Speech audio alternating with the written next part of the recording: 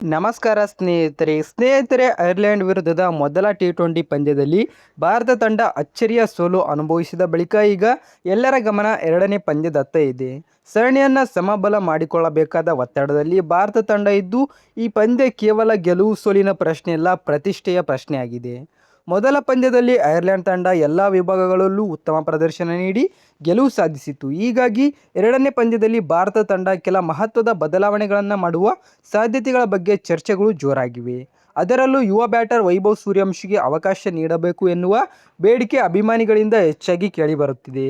IPL ಹಾಗೂ ಇತ್ತೀಚಿನ ಪಂದ್ಯಗಳಲ್ಲಿ ಆಕ್ರಮಣಕಾರಿ ಬ್ಯಾಟಿಂಗ್ ಮೂಲಕ ಗಮನ ಸೆಳೆದಿರುವ ವೈಭವ್ ಪವರ್ ಪ್ಲೇನಲ್ಲೇ ಪಂದ್ಯದ ದಿಕ್ಕು ಬದಲಿಸುವ ಸಾಮರ್ಥ್ಯ ಹೊಂದಿದ್ದಾರೆ ಎಂದು ಹಲವರು ಅಭಿಪ್ರಾಯ ವ್ಯಕ್ತಪಡಿಸಿದ್ದಾರೆ.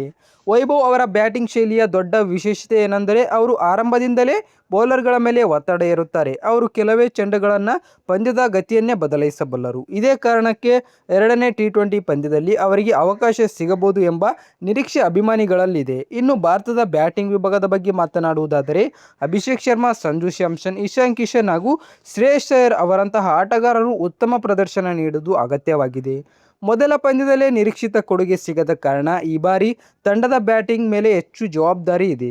ಬೌಲಿಂಗ್ ವಿಭಾಗದಲ್ಲೂ ಕೆಲವು ಬದಲಾವಣೆಗಳ ಕುರಿತು ಚರ್ಚೆ ನಡೆದಿದ್ದು, ಯುವ ವೇಗಿಗಳು ಹಾಗೂ ಆಲ್ರೌಂಡರ್ಗಳಿಗೆ ಅವಕಾಶ ನೀಡುವ ಮೂಲಕ ತಂಡ ಹೊಸ ಸಂಯೋಜನೆ ಪ್ರಯತ್ನಿಸಬಹುದು ಎಂಬ ಅಭಿಪ್ರಾಯಗಳು ಕೇಳಿಬರುತ್ತಿದೆ.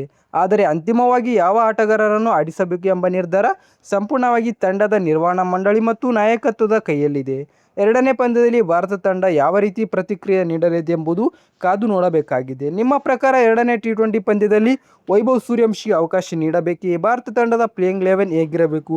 ನಿಮ್ಮ ಅಭಿಪ್ರಾಯವನ್ನು ಕಮೆಂಟ್ ಮೂಲಕ ತಿಳಿಸಿ. ವಿಡಿಯೋ ಇಷ್ಟವಾದರೆ ಲೈಕ್ ಮಾಡಿ, ನಮ್ಮ ಚಾನಲ್ ಸಬ್ಸ್ಕ್ರೈಬ್ ಮಾಡಿ.